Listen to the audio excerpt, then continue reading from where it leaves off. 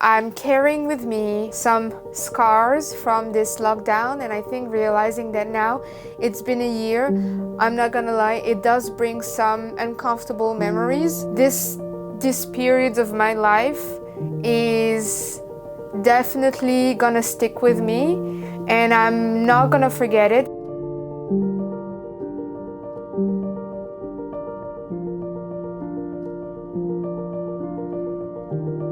They've been making the rounds on social media as well. Residents can be heard screaming from their windows.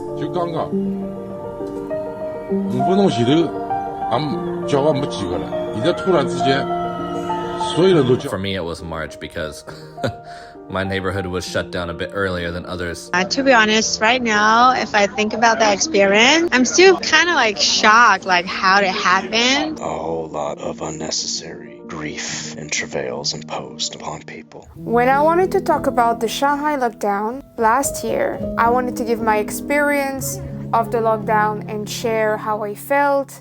I also wanted to trace and also document the whole situation and keep a trace, not only for YouTube but also for myself. I'm shooting now this video and it's been literally a year, and little did we know that it was going to affect our life even in the present day. Not only I'm going to tell you how my genuine experience was during that city lockdown a year ago, but I'm also going to tell you guys how it's still affecting me somehow. But before we talk about present days, let me take you back to the beginning.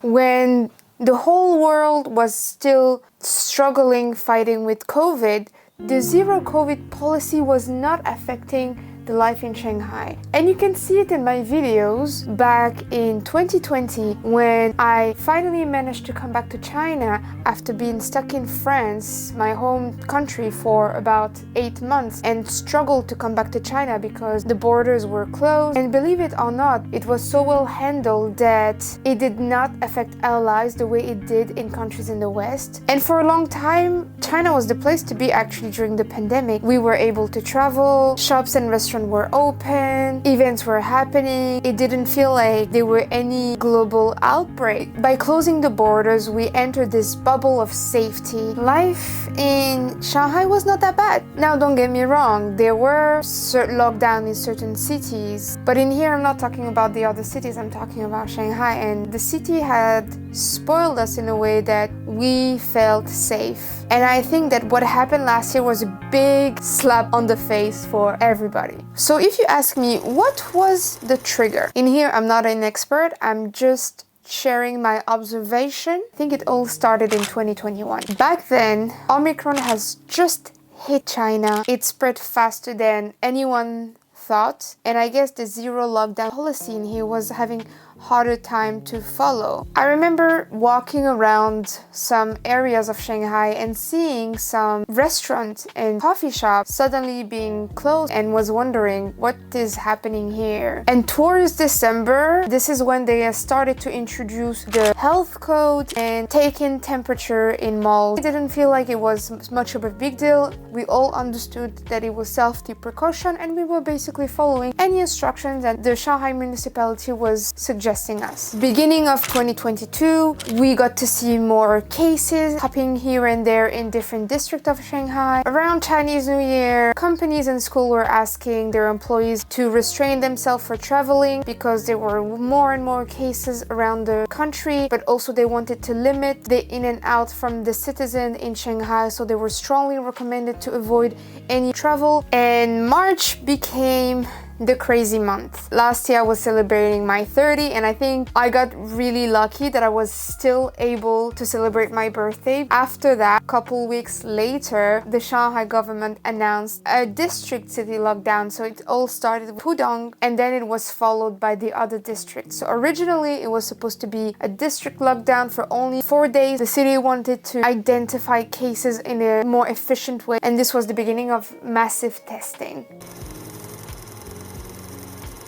When the city announced that they're about to lock down, I think the first thing that people feel is fear. Following that, people started to rush into supermarkets to bulk and stock up as much food as they can. It was almost impossible to find food in supermarket. You could feel that the city was starting to panic. I was remaining confident. I remember I was remaining positive. So I was like, oh, if it's a matter of 4 days, that's fine. I can survive without ordering anything. I have enough food for 4 days. This 5 to 4 days lockdown turned into a citywide lockdown for an unknown period. We were told that it will be a week, and then after a week later it will be for another week, to a point where actually there were no more announcements of how long it was going to take. There's a reason why solitary confinement would be one of the biggest punishments, because regardless of where you are, who you are, when you take away somebody from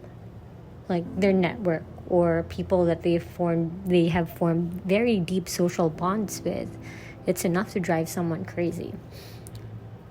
So for me, looking back on the Shanghai lockdown, I think it definitely was a very pivotal moment in my life. I was forced to confront a lot of thoughts and having to confront a lot of things about myself that I probably would have ignored in other regular better days. I think like all in all, and just in conclusion, it was a very deeply lonely time.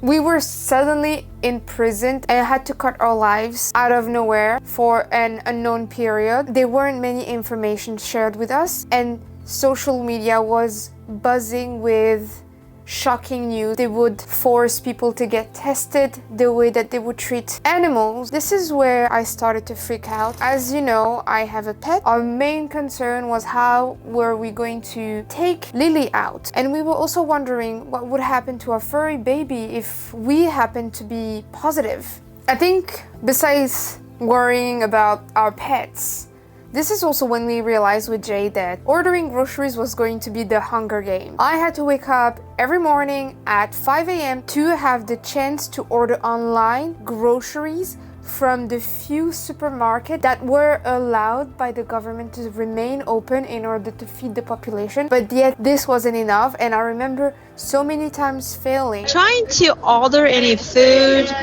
on your phone is like impossible. So it's like really anxious. I guess so many. I actually like set at least 6 or 8 alarms, but it still doesn't work. I still couldn't get it, and sometimes I finally get it, but something happened to the delivery man and they just cancel my order. It's like so frustrating, and I'm really anxious. Like I was so worried. I'm kind of like have a little bit breakdown. There's no one can actually help you at that point, and you don't know who can like actually give you some information or give you a hand or try anything to make things, happen. What became something very individual transformed into something more communal, in where each building, each community created their group chat, gathering and trying to find a solution together. Apartment community really came together and supported each other throughout the lockdown, making sure that no one went hungry and that everybody was healthy.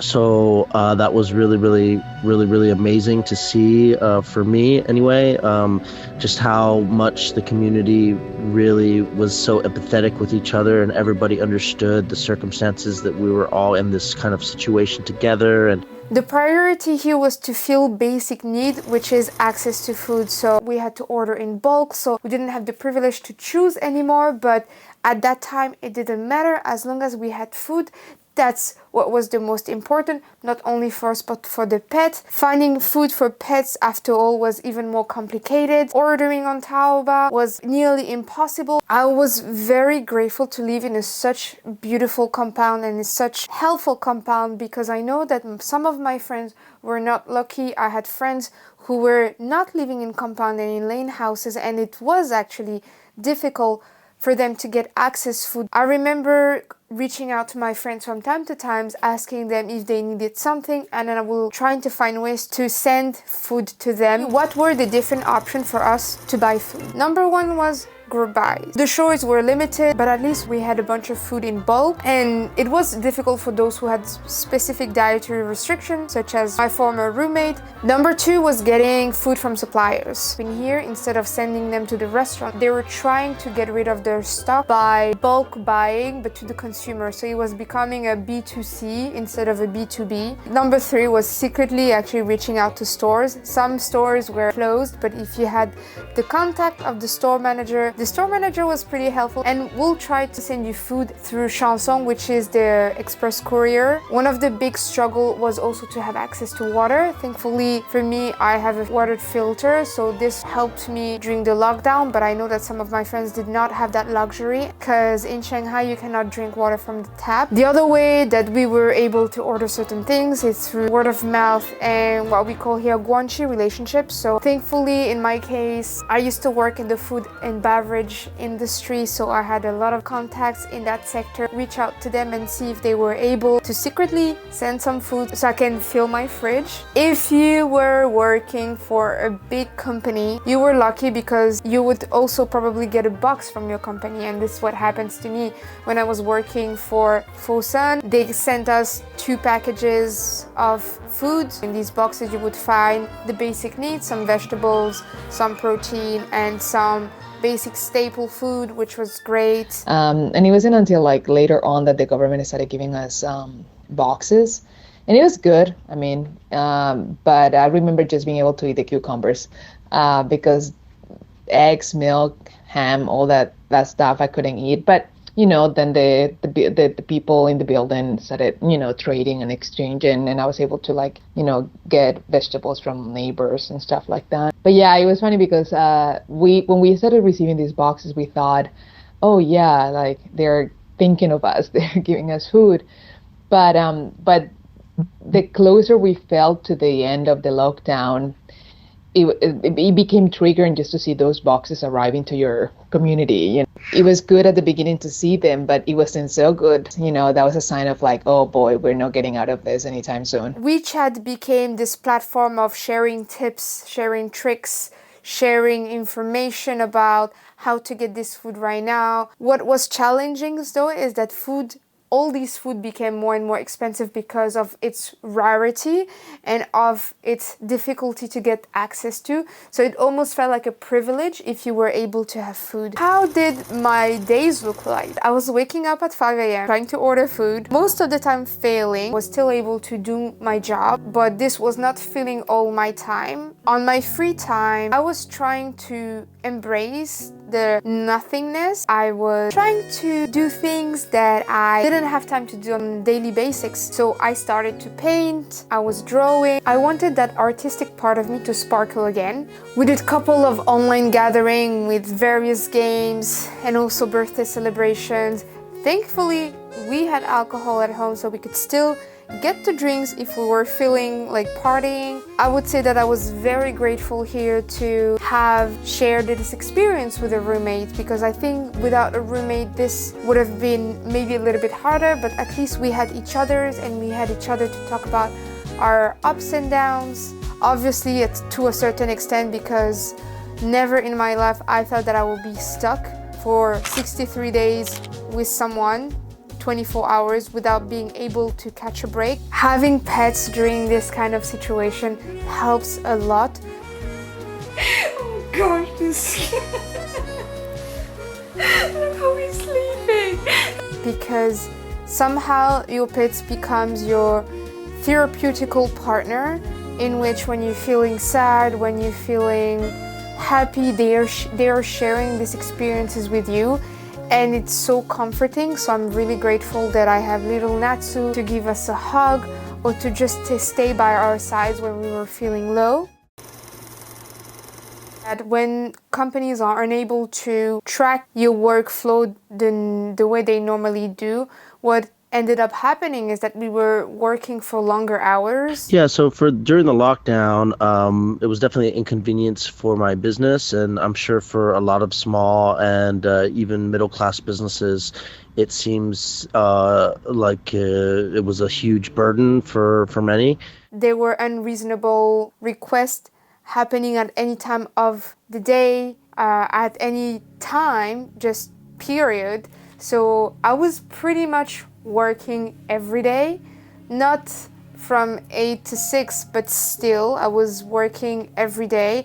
This was sometimes draining because then it felt like companies, because they need to justify a way to pay you, and because you're not in the office, they have to somehow like make you work just to justify your salary. And let's talk about salary, because salary were cut, salary were suspended for some of us. Some of us also lost their job in the process. Some of us were unable to renew their visa, so they were also problematic with having your visa expired and having to pay a fine.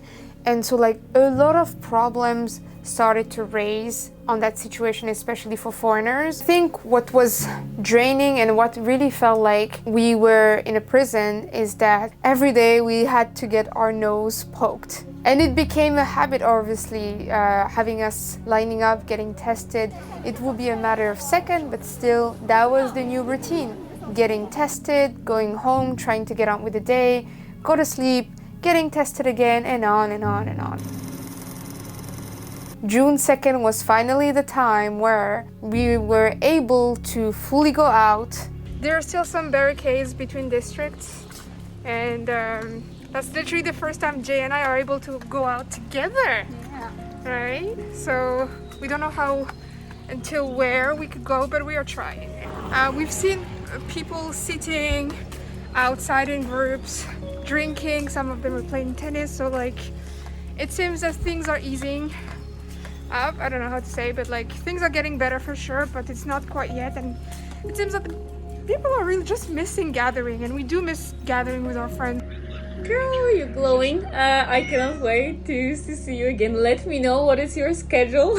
I am so excited that fucking finally we're free. I'll see you soon. So we gathered with some friends, we got a couple drinks, everyone got drinks from their home, and we just sat and talked and kind of like, not gonna lie, it felt really awkward at first to meet people because we got used to talk to each other on a camera, and it felt uncomfortable to suddenly come to an environment very calm, to a place where it was buzzing and noisy again. It was interesting to see how empty was the city. I never thought that I would see Shanghai being so quiet. It was shockingly disturbing.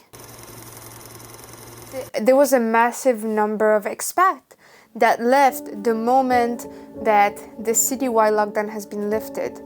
Was life back to normal because of that?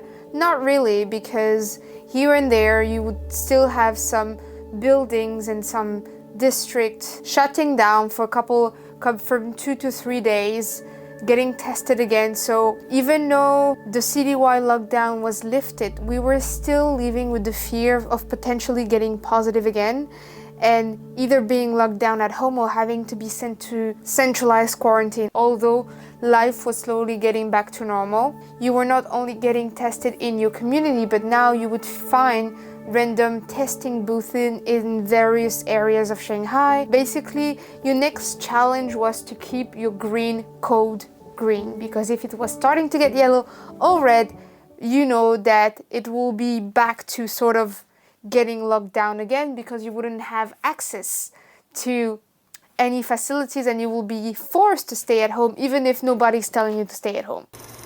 I got locked down again for 2 days just because there were a case in my community, so the entire building was locked down for 2 days. And this came out of nowhere, because this is where you think that the life is back to normal, but suddenly it isn't. Shanghai became the black duck in China, in which if you wanted to travel around, if they knew that you were coming from Shanghai, well, some province will actually refuse to take you. Either they will not allow you to enter restaurants or hotel with or without a test. And test became obviously an absolute necessity in all your travels. You were from Shanghai, or you got tested, yes, but actually no, because your district in your community, near your community, they were a positive case, so your community is potentially a positive case, so therefore you cannot enter. Mental struggle when it was come to traveling, to a point where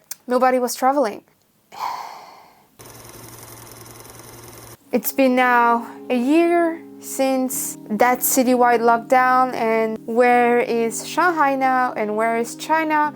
Well, I'm happy to say that Shanghai is back to normal. We don't have to wear masks anymore anywhere, and this government a couple weeks ago, you would still see people in Shanghai wearing masks here and there. I think either out of habit or still out of precaution, but it's not mandatory anymore, which is great. It is relieving to finally see the light at the end of the tunnel, but at what cost? I'm still having struggled to believe that we are finally back to normal. I'm about to travel next month for the first time in 3 years, and I'm excited and scared because I haven't left China in 3 years. This experience taught me is that boredom is bliss sometimes because it leaves room to creativity, and in here I got creative in so many ways. So many of my friends left, and right now it does feel like I'm starting in this city once again. I started a new job back in August, so I had to re-transition myself from one industry to another. I had to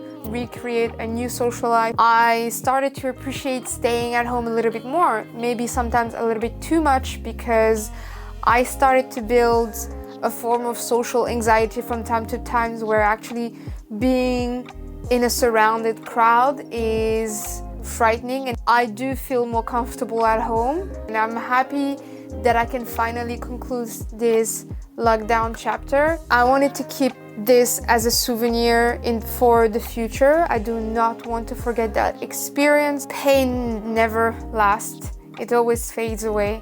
It's just a matter of time. Literally. Thank you guys for watching this video. Definitely a different format from what I usually film, but yeah, I hope you guys liked it, and let me know in the comment how you get through a rough time. I would love to hear what's your method. What do you do when you are feeling low, and what makes you feel better? And I'll see you in the next video. Mwah! A lot of kisses. Bye bye.